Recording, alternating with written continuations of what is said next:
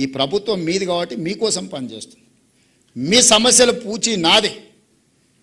ఉపాధ్యాయ సంఘాలకు నా సూచన, పిల్లల సమస్యల మీద మీరు కొట్లాడండి నాతోటి. మీ సమస్యల మీద కొట్లాడకండి. మీకు కంఫర్ట్ ఉంది, కంఫర్ట్ లేకపోతే ఏదైనా కావాలంటే నేను ఇస్తా. నెక్స్ట్ 3 years ఆర్ 5 years ఒక పంచవర్ష ప్రణాళిక పెట్టుకొని ఒక 5 ఏళ్లలో ఈ ఎడ్యుకేషన్ సిస్టమ్ని మేము మారుస్తాము, ఆదర్శంగా నిలబెడతాము. ఈ దేశంలోనే కాదు ప్రపంచంలో ఉండే దేశాల నుంచి వచ్చి మా ఇన్స్టిట్యూషన్స్ చూసే విధంగా మేము మారుస్తాము. ఈ 5 ఏళ్ళు మా ఉపాధ్యాయ సంఘాలు పిల్లల సమస్యల మీద మేము ప్రభుత్వాలతో కొట్లాడతామని మీరు ఓత్తు తీసుకొని బయటకు వెళ్ళండి. ఎట్లా మారదో నేను చూస్తా. ఏ ప్రభుత్వం అయినా మీకు తల వంచదా? ఐఏఎస్లను ట్రాన్స్ఫర్ చేసుడు కష్టం, ఈజీ. తీసి అటేస్తే మళ్ళీ కూడా వెనక్కి వచ్చి అడిగే ధైర్యం చేయరు. కానీ ఒక టీచర్ని ట్రాన్స్ఫర్ చేయగలమా? మీరు చెప్పండి, ఎంత శక్తి ఉంది మీకు?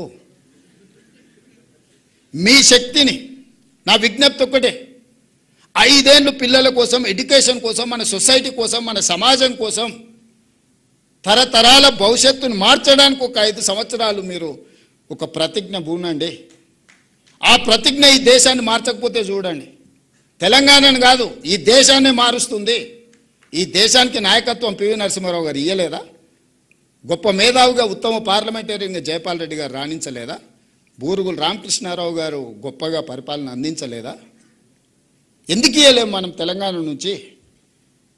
ఈ దేశంలో విద్యను, వైద్యాన్ని, నాయకత్వాన్ని తెలంగాణ నుంచి మనం అందించగలము. కానీ మనకు స్పష్టత ఉండాలి, మనం ఏ దానికోసం కొట్లాడుతున్నాం, ఎందుకోసం కొట్లాడుతున్నాం. దయచేసి ఉపాధ్యాయ సంఘాల నుంచి ఇక్కడికున్న నా మిత్రుల్ని, నేనేం కార్పొరేట్ స్కూల్లో చదువుకోలే, నేను గవర్నమెంట్ బడిలోనే చదువుకున్నా.